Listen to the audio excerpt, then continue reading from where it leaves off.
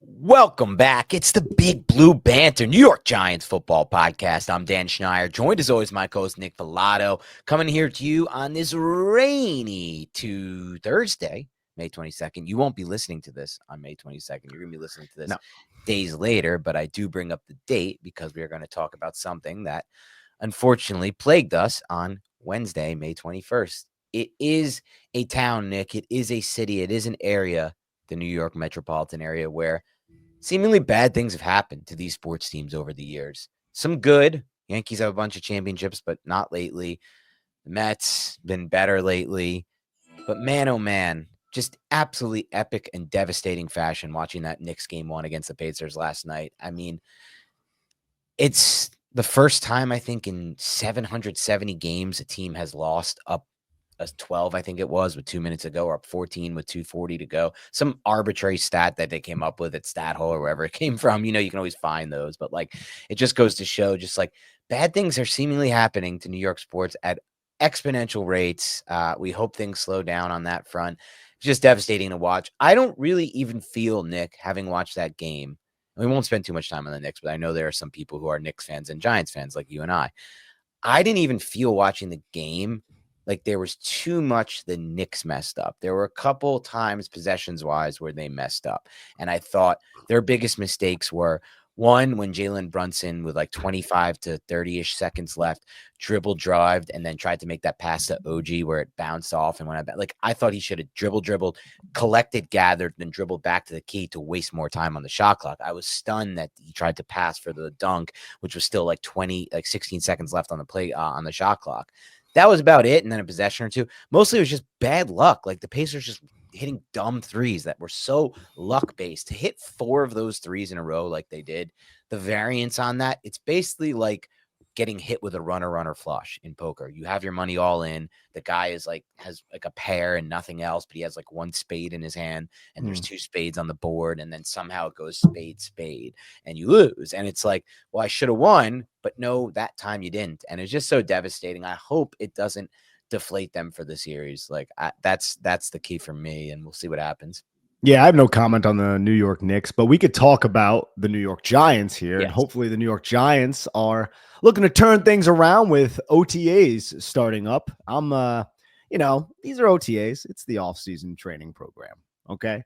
But maybe we can answer some questions that we're all thinking about in this early part of the summer before training camp. And some of those questions may be able to be answered next week or right now as we are recording this for OTA. So I wanted to, and so did you, we wanted to go through some of those burning questions about the New York Giants roster and some of the answers that we're yearning to have solved just by going through the reports of Dan Duggan and all the other beat reporters who will be there. I won't be at OTAs. I will be at training camp, though, and I am looking forward to that. It'll be my second consecutive year. I'm going to try to get out to camp too this year if I can.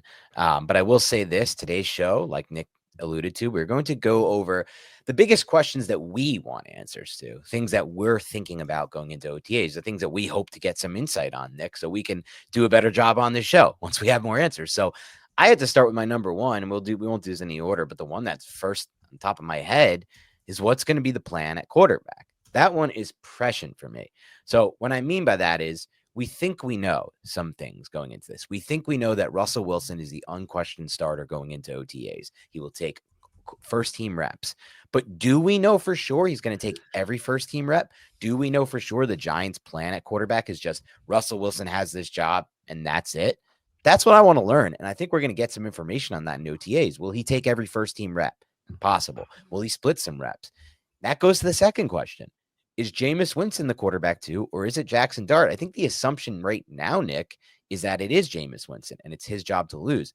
I don't know if that's necessarily true. We may get some information in OTAs, Dart working with the 2s, Dart working with the 1s at times. That could change us. And the third part to that quarterback situation for me that I want answers to is, where does Tommy DeVito fit into all of this? Because the Giants have re-signed him. He's still on the roster. There are limited reps to go around in OTAs and camp. Is he going to split reps with Jackson Dart with the third team to start this thing off? Jackson Dart is inevitable. He's Thanos. right now. And eventually he's going to snap his fingers and Russell Wilson and Jameis Winston will just evaporate. This is the long-term plan at quarterback. It's just how fast can the Giants, or how fast and how comfortable are the Giants, Brian Dable, Joe Shane, and the entire New York Giants organization? How comfortable are they putting Jackson Dart out there early if Jackson Dart displays the competency to elicit that comfortability from the Giants? I think we'll get some first team snaps, maybe in OTAs from Jackson Dart. But even if Ooh, we don't, like one or two, right? Just maybe throw them in there. Maybe that's what I know that's going to be more love to so see that. for training camp. But even if we don't, it's not a big deal at all. We know there is a plan in place. Russell Wilson knows there's a plan in place. Like whenever Russell struggles, he's going to hear, and I don't love this fact, but it's a Mhm. reality. He's going to hear about Jackson Dart. He's going to hear about the other Giants quarterback options. And you know what? I'm freaking ecstatic about that reality. Geez, how long, Dan, have we been Right. waiting for the Giants to have multiple options at quarterback? Now they actually have a long-term one in the building. Russell Wilson is just a stopgap at this point. And this is a lot of conjecture right here. But overall, man, you're going to see some Dart first team snaps, especially in training camp. Maybe a little bit in OTAs, probably not. Maybe they're just going to try to get Russ as comfortable as possible. But what do you think? You think we'll see any in OTAs? Like maybe Dable will do that whole, hey, we'll throw him out there for one and then see how he reacts. But again, there's no hitting or anything like that. Guess, Nick, is that we won't, but I would love to see it. And I think that if we do see it and Dart does get a rep or two with the ones, it probably tells us that this timeline is a little bit faster than we anticipate for getting Dart ready. I still think there's a possibility. Look, we see a lot of first round quarterbacks play in their rookie season. I still think there's a possibility that Dart takes this thing by storm, proves to Dable he understands his system, reads it out well in training camp in the reps that he gets, plays well in the preseason, and tells Dable in his head, that doesn't mean he's going to start week one, but tells Dable in his head that if I need to pull the trigger on this thing and go to Dart this year, I feel comfortable doing so. And that's going to be what Dart has to do in camp and throughout OTAs. To me, at least, it has to be, he has to do so well when it comes to understanding what the offense is, getting the ball out on time, and proving that he could be ready if need be. That's what he has to do to put himself in the best position he can for his rookie year. Because there's another option where he just takes time and Dable doesn't feel comfortable at all. In that option, he probably ends up as QB3, honestly, behind Jameis. And the plan would be, no matter how bad things get, we'll just turn to Jameis because we don't want to put him in during his rookie season, Dart, and have it go backwards. But I'll tell you what, if he's already taking a couple reps as early as this OTAs with the ones, that definitely tells me something about where they believe this kid can be at for year one. Again, this is a very tough playbook to learn. And Yep. Jackson, Yep. look, you make one different audible change that could change the rest of the receivers and what their responsibilities are. And the quarterback needs to be on top of all that. So cerebrally, it's very demanding on these quarterbacks. So if he is taking first team reps, that means Dable is at least comfortable enough to put him out there to see, or maybe it is just to see how he's at least in the stratosphere that Dable's going to entertain it and he's not going to completely embarrass his first round pick to put him out there and have him fail. It's like, hey, let's Sure. just see how he responds to this. I'm comfortable enough with his acumen in my system. I want to see that. And again, if it doesn't happen, it's not that big of a deal. Right. Russell Wilson's learning this offense. Jameis Winston, the Right. only quarterback on this roster who knows this offense is Tommy freaking DeVito, and we don't even expect him to make the final roster. So that's a reality as well. But overall, dude, Jackson Dart, he's inevitable. It's going to happen Yeah. eventually. It's just when. Yeah, it's a matter of when, and we're going to get those clues. We're going to start getting those clues in OTAs, and I think we'll get the majority of those clues in training camp in the preseason.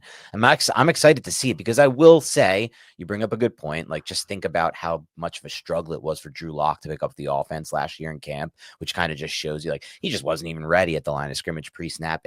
And to be quite honest, it was a struggle for Jones to pick up the offense. I mean, Jones was here for years, and we still didn't see much pre-snap authority from Daniel Jones as late as last year in 2024. There was not much going on pre-snap, not much going on post-snap, not many checks with the receivers, not much of authority over the pass protections, things like that. These are all things that I believe, at least, Brian Dable's excited about with Russell Wilson. I think it's a main reason he keeps saying with Russell Wilson, he's the QB1. He's the QB1. He's the QB1. Even over someone like Jameis, because Russell Wilson has played thousands of snaps in the NFL, and he's displayed over his years the ability to make changes at the line of scrimmage, make changes pre-snap with the receivers and with the protections.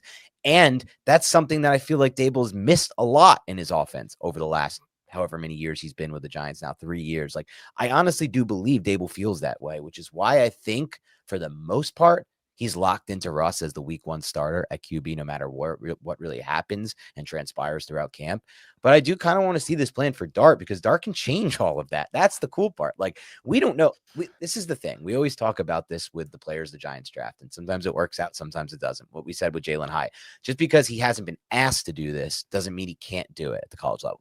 I feel the same way with Jackson Dart, Nick. Just because we don't, he hasn't really been asked to operate an NFL style offense doesn't mean it can't all click in his brain fast. Like, for all we know, they may believe this guy is a very smart kid who can pick things up like this and will understand the system well. Remember, in Jones's rookie season with Pat Shurmur, he picked up what Shurmur wanted to do pretty fast, honestly. Like, Jones was somewhat productive, at least against the bad defenses he was very productive against the bad defense in 2029, somewhat productive against the middling defense, just terrible against any good defense he faced. But he picked up what Shurmur wanted fast. It was simple offense in my mind. It was very uncomplicated, but it worked. And that could be something that Dable sees as an advantage for him. I don't think that's the option he wants to go, though, Nick. I think he wants to have his full playbook open to him. Hello, ladies and gentlemen. Look, we all love to work out. The summer's coming around. You want to look good in your bathing suit. But in order to enhance your workout, you want to go and use MitoPure from Timeline. This is a great product. When I started using it, it makes me feel stronger, gives me more energy. I recover quicker. I'm in my 30s. I still have the energy to work out. And if you want that energy, you really should give Timeline's MitoPure a shot and work it into your routine.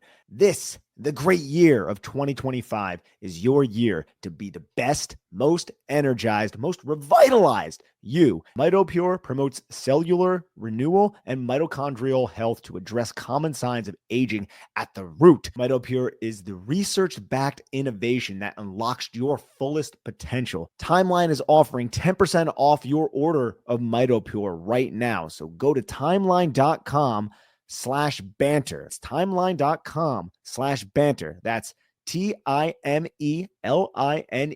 I agree. And I'm also excited to see Brian Dable teach this young man. Yeah. Right. Like, a lot of people always talked about Brian Dable. He assisted in the journey of Josh Allen becoming Josh Allen, from this erratic quarterback coming out of Wyoming to blossoming into the Josh Allen that we all know and love today. Right. Now Brian Dable is going to be able to teach Jackson Dart his system, and he can tailor his teaching methods and how he's going to convey what he wants to Jackson Dart specifically for Jackson Dart. And that's something I remember when we hired Brian Dable. We were excited about that, because I can't remember exactly where it came from or who said it. It might have been Cole Beasley, or it was somebody who came over from Buffalo who said, yeah, the way Brian Dable teaches a quarterback specifically to the strengths of that quarterback is something that I haven't seen throughout my NFL career. And that's where Brian Dable thrives as a teacher and a coach. Yeah, we got proof of that with Jones in 2022. Like, that was the best. Well, that was also that was an offensive structure thing, and Jones was able to take advantage of that. I'm talking about just teaching the entirety of his system to a quarterback prospect, so we can unlock the entirety of the system if the quarterback has the capabilities of doing that. I don't think Daniel Jones ever had the capabilities of doing that, because he's just not as talented or doesn't have the upside as someone like a Jackson Dart or a Josh Allen. And obviously, I'm not saying those two are comparable either. No. But like, I'm just speaking. Well, no, it's as simple as a mental thing with Jones. Yes. He didn't have the mental ability to. Once the bullets were flying, that's the thing. Like, I think Jones with Dart. Yeah, we're gonna have to find out. That's what we have to find out about Dart. Exactly. Jones, like, I think when Jones went on a blackboard, he was good. Right? Like, I bet he was fun.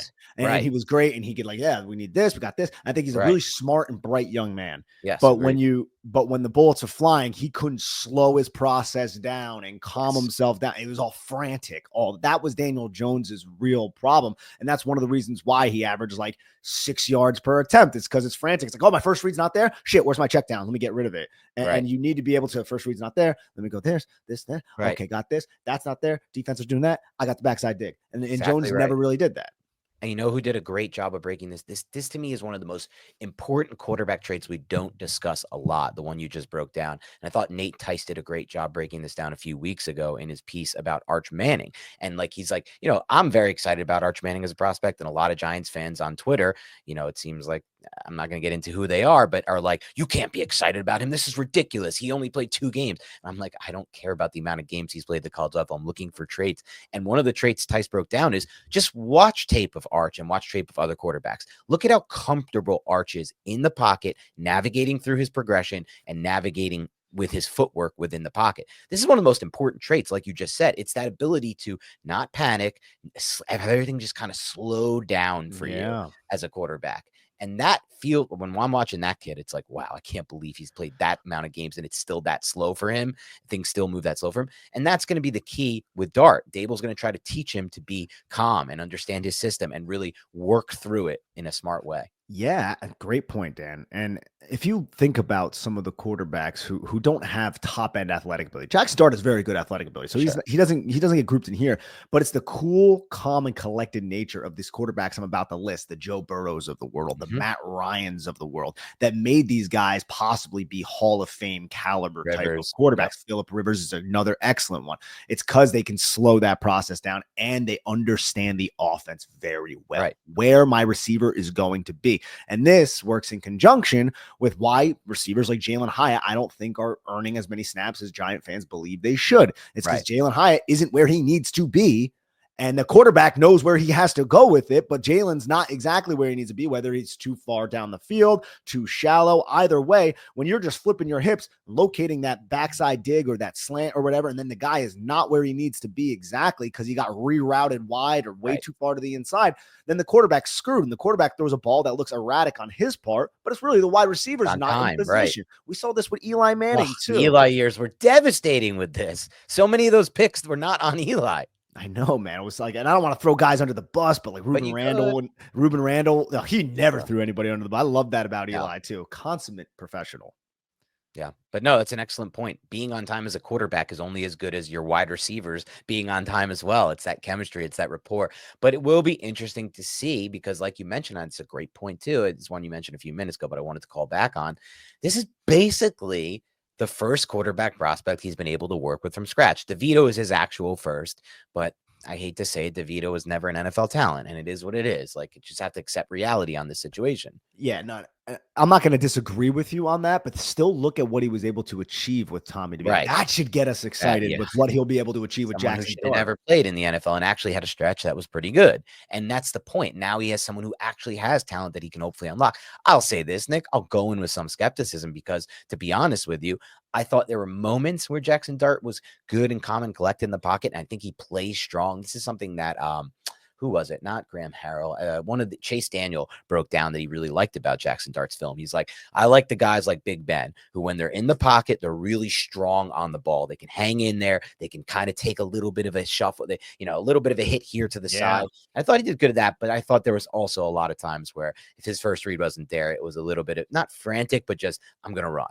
It's just like, and that's kind of what Dart's solution was. And I hope that's not ingrained in his head because that was a big problem with Daniel Jones. Yeah, it's an offensive philosophy thing too. Like when everything's so quick, it's like, oh, I got to read that one defender. Okay, I read that one defender. He kind of did it. Wow, he removed both options, and now that safety came down and the slant.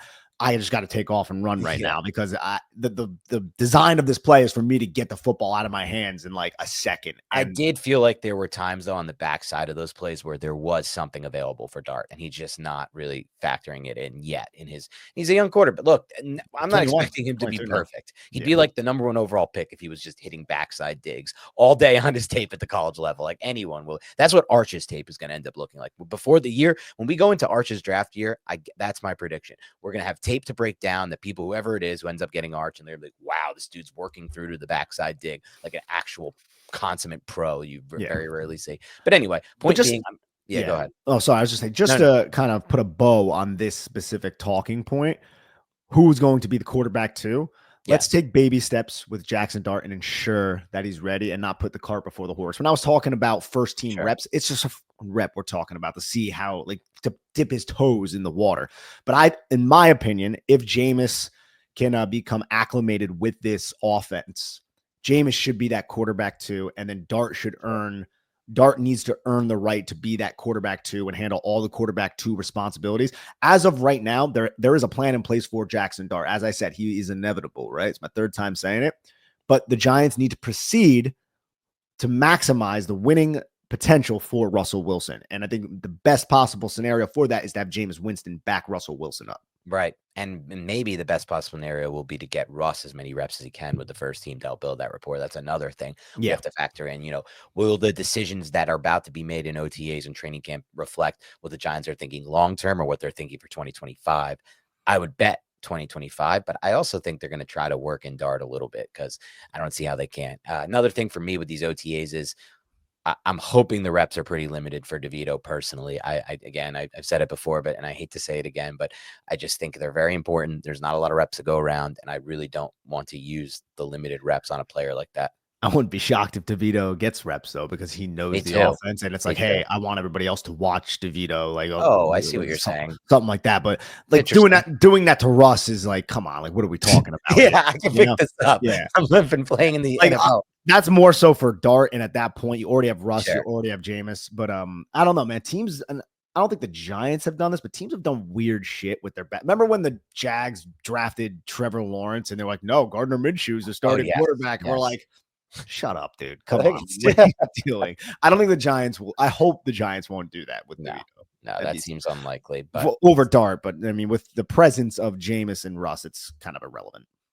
another burning question that we want to see answered, Dick and I, is will Deontay Banks be handed that cornerback 2 role and will we start to see it in OTAs with him getting every rep?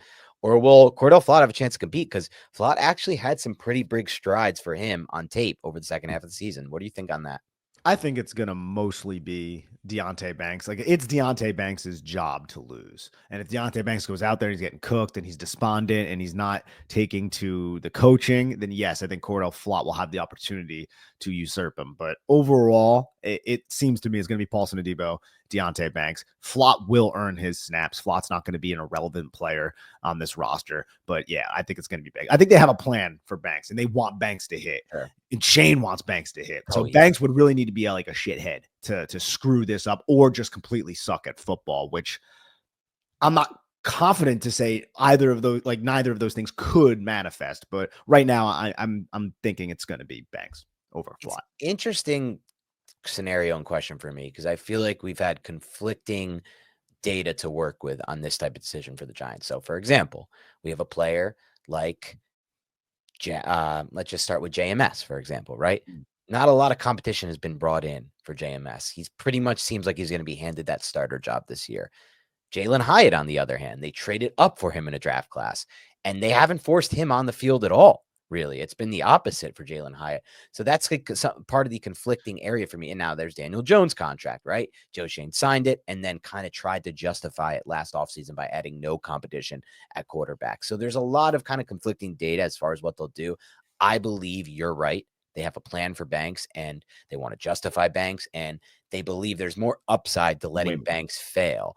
And that's the thing. So if you believe in that and you believe that Banks has that opportunity to play better football with the additions they made on the pass rush, with the additions they made at safety, and with Adebo taking a little pressure off him, then you got to give him every rep. You can't have this be an open competition, even if you don't fully believe that he can hold that job. Yeah, I would concur with that. And as I said, Flott's still going to be a part of this defense. He's still going to earn snaps. Sure. Hopefully, knock on wood, injuries don't happen. But, that's a part of the game as well. But Banks, dude, it's an upside thing. He's 23 years old right now. Like, you're not going to bench him unless he completely falls flat on his face. Now, to your point about JMS and the wide receiver Jalen Hyatt, I just think those two positions are just completely different when you're weighing the context around the question that you asked, right? Like, well, they're playing JMS. They didn't really put in too much competition, but they're not playing Jalen Hyatt. I think Brian Daboll looks at Jalen Hyatt and he's like, look, I can't trust you to be out there. We have 3 other wide receiver options who do a better job at being where they need to be when they're not the first read target than you. I can go to them. Whereas JMS, it's like you need like a really good backup center to kick JMS out. Like to me, I'm not in the mindset to bench John Michael Schmitz right now. Like, the only reason why I think that would happen is if he significantly struggles, like 4 games into the season, and the Giants are comfortable at right guard without Greg Van Roten, and Greg Van Roten slides in there. Unless Austin Schlottman or Jimmy Morrissey show us a lot in training camp and show us a jump in development. So that's where I'm at. And maybe that you can say that's because it's a lack of planning on Joe Shane's part to not have a backup for John Michael Schmitz. But I don't think John Michael Schmitz is so bad that we have to bench him. I just don't think he's living up to a top 60 pick, and that's disappointing. I completely agree with that take. I think he's about average, which is not Yeah, that yeah. you don't have to bench that. It's just you wish you got that in round 5 or 6, like a lot of these teams have, or UDFA. And then you could have used that 57th pick at receiver or D end or corner or tackler, or anything really to help your roster. With that said, it does kind of transition me to another burning question that we have on our minds. And I'll skip down a little bit here, but will Evan Neal be given any first team reps at right guard? And will he be given a real opportunity to win that job? And we see that in OTAs, because if that's the case, and I don't want to just focus on this, but I want to transition. If that's the case, there is a possibility that Greg Van Roten, if that happens, Greg Van Roten could end up competing with JMS for center. They may believe that Van Roten is one of the players that needs to be on this line. And to be quite frank, he did kind of prove that last year.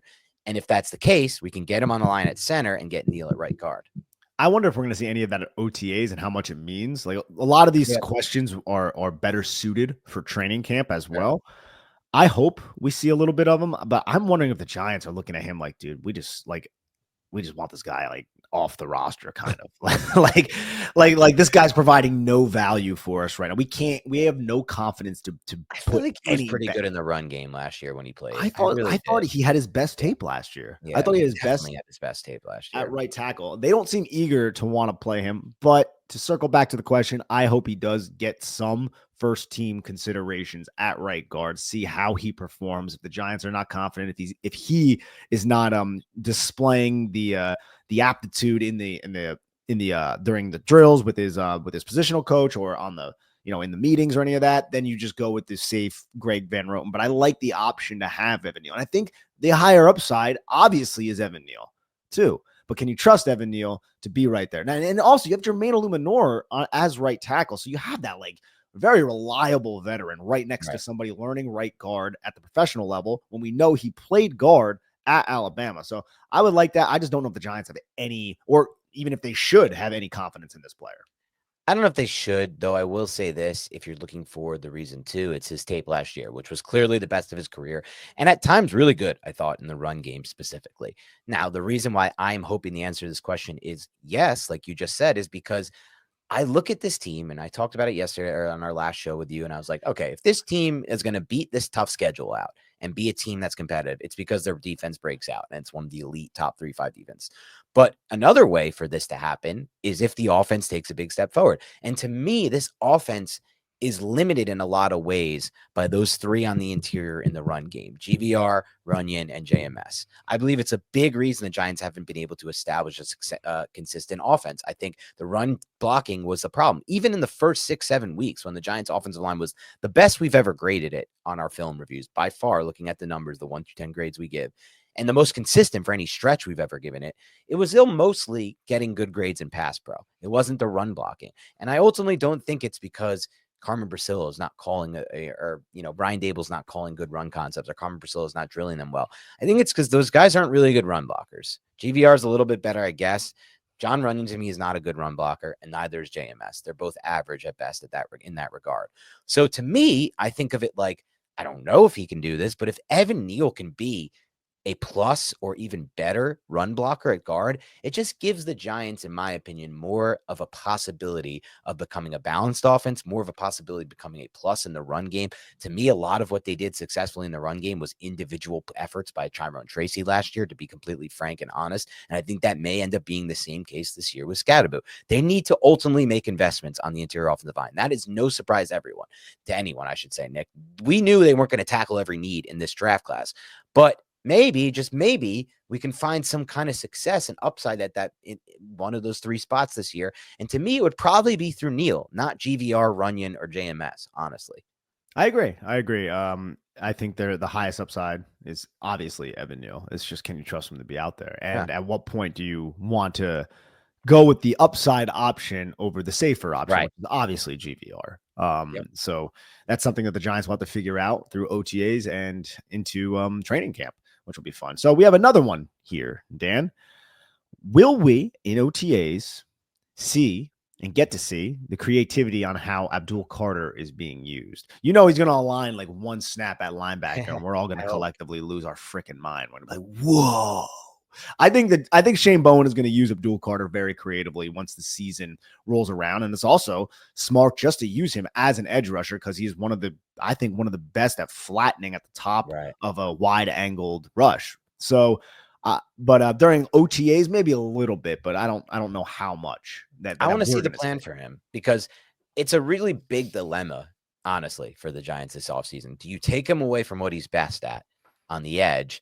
Because if you do, Nick, you have a better chance at getting your best personnel on the field. Let's be honest about the situation. The Giants are a better defense if Abdul Carter is on the field, but also Kayvon Thibodeau and Brian Burns, than if Abdul Carter is on the field, but Burns and McFadden, or but Burns and Okereke, or Burns and Deontay Johnson, or Burns and Dane Belton, right? Like they are just a much better team with Kayvon on the field over Hmm. those guys, in my mind at least. And the way to get Kayvon, Burns, and Carter on the field is by putting Carter at linebacker. So I want to see a little bit of an expansion, even of what he did at Penn State. I want to see a lot of snaps, honestly, at linebacker. Now, it's a dilemma, though, because that means we don't have him rushing up the arc as the edge and bending the edge like Von Miller can and really being that freak. But that can still be done on obvious passing downs. So for those early down situations, I really want to see if we're able to kind of upgrade in my mind by getting Carter on the field over a McFadden or a Karake, probably a McFadden, and then keeping Kayvon on because just quite frankly,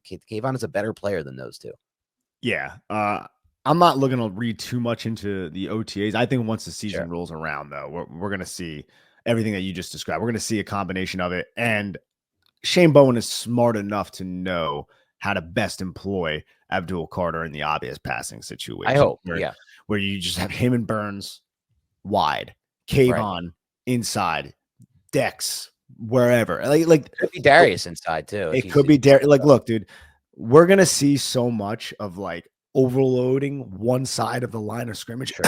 Excuse me, not even with multiple bodies, but just wide Abdul Carter, Right. and then like a Dex as like a 4-eye. So the guard has to kick all the way out to handle Yeah. that. And then or maybe Dex as the backside one with Darius or Kayvon over there. I And then still want Burns. Dex over the It's center.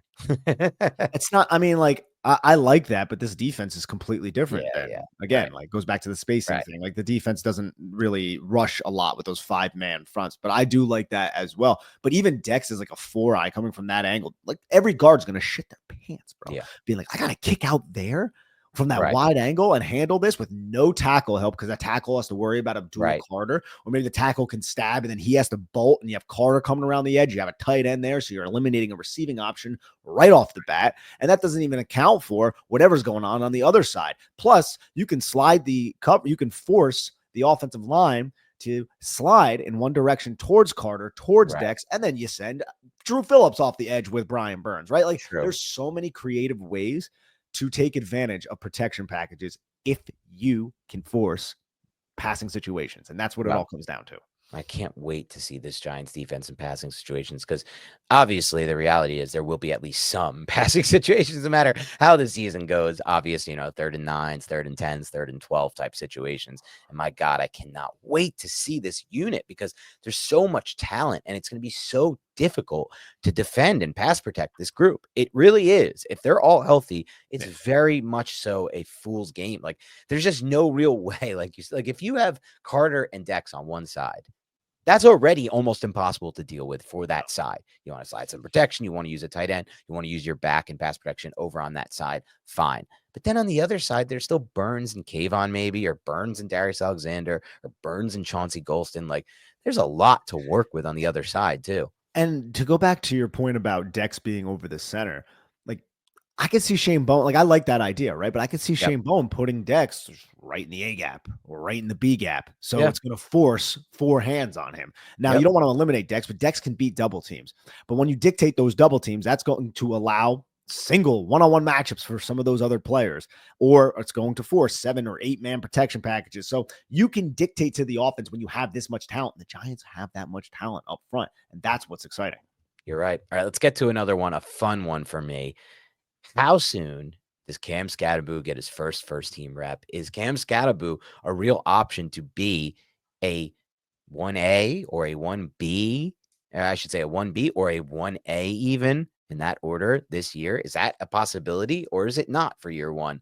Let's start to find that thing out in OTAs. Like, do they think he can get going right away? And they kind of want to be like, oh, I want to see how he looks with Russ. I want to see how he looks with the first team O line, things of that nature. I'm just excited because I believe, given what Tracy put on tape last year and how many snaps they gave Tracy, Nick, the trust they put in him until he started fumbling, why wouldn't they just do the same with Scadaboo? It's clear they had a higher grade on Scadaboo than Tracy. They took him earlier and they loved him. They So love it's this just kid. interesting to see.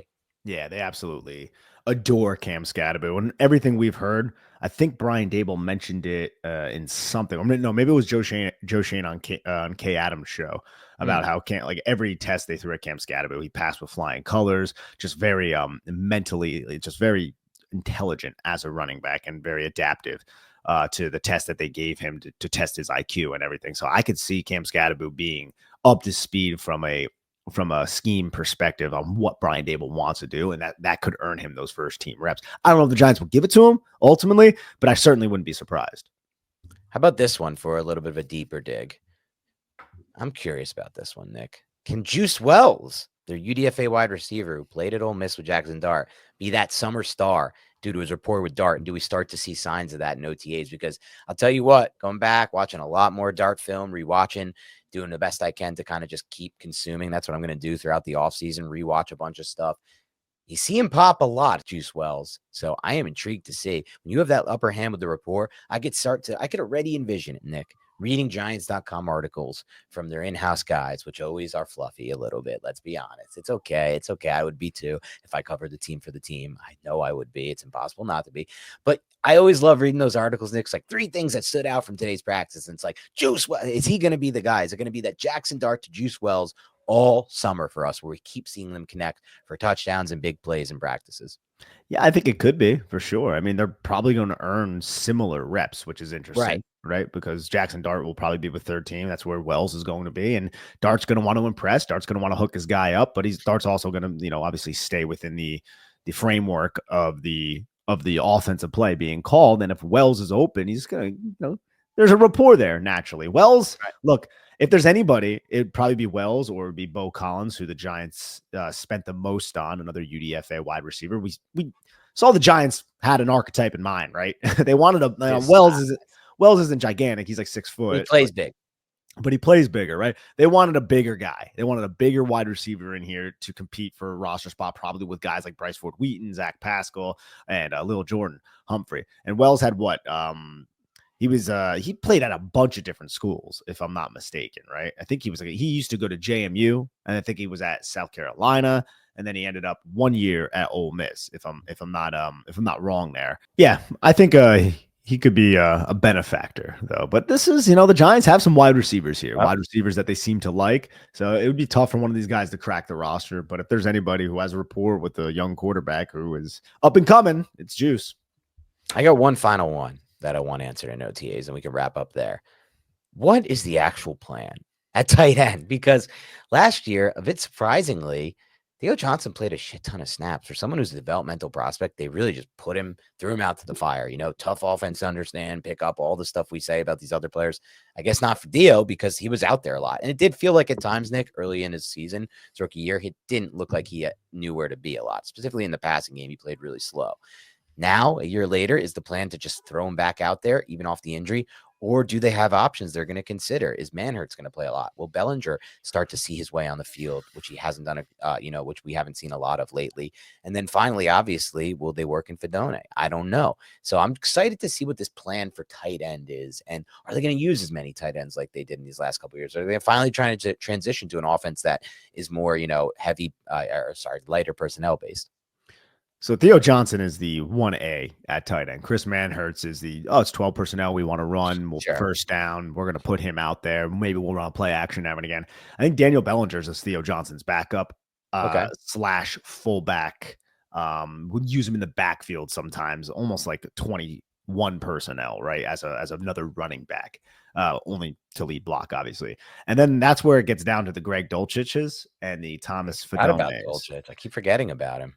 Yeah, I wouldn't write him off. I mean, we liked No. him at UCLA. He was Yeah. talented. He just didn't fit with what Sean Payton wanted to do. He has some rapport with Russell Wilson as well from their time in Denver. So that's a player that I wouldn't forget about, especially since I like that call. we know that the Giants like these receiving tight ends, people who can stretch the seam, these big wide receivers who play tight end. But ultimately, to answer your question, Theo Johnson, I think, is the 1A tight end here who will be absorbing like over 75% of the snaps. And that's what it's been, right? With this regime, even Bellinger in his first year played 84% of the snaps as a rookie. Like they like to have one guy out there. And I think Theo is the guy that has the highest upside, both as a blocker and a receiver. So that's the hope. Will we start to see it actualize? Will we start to get reports of he's playing fast at OTAs? He's moving out there well. And that's something I hope to see. I really hope he's a big name in OTAs. Because just to remind listeners who maybe missed this show, or and if you didn't, either way, this is the player John Schmelk said they're highest on behind the scenes, Theo Johnson. This is the guy they like a lot based on the film and based on the work ethic, based on what he does around the facility, things like that. So, and who he is as a person as well. I'm also excited just to see like the offensive line combinations. Yeah. Like who's going to be is it's probably James Hudson, the second or third, I'm sorry, at left tackle, Stone Forsythe, that right tackle. Like, where does Josh Azudu fit into this? Is Aaron Stinney the backup? Like, I like seeing shit like that. Is there another plan to back up John Michael Schmitz other than Austin Schlottman and Jimmy Morrissey, as we've brought up, and Brian Hudson? Is Greg Van Roten going to take snaps there to kind of put that in there, as we've discussed over the last couple of weeks and on this podcast? And then Deontay Johnson, somebody brought up on the last podcast that we dropped. Can he earn some snaps, possibly with the first team, which we saw in training camp before he ended up getting injured? He had that steady drumbeat. So the linebackers behind Okereke and Micah McFadden, who's earning snaps there? Will Carter be used there? All of that are questions that, they won't be answered with OTAs, but we'll, be able to glean some information depending on what Shane Bowen rolls out there in certain situations. I agree. And we're going to have to see there's depth, more depth than we're used to. It's maybe not the depth we want at all positions, but there is depth there. All right, that's all for today on Big Blue Banter. Thank you so much for tuning in. Please hit the like button. Please subscribe. Please do us a favor and help us build the show out by just hitting like, subscribing, and commenting. Same thing we always ask for. Have a great rest of your week or weekend, depending on when this drops and when you're listening. And we'll talk to you soon.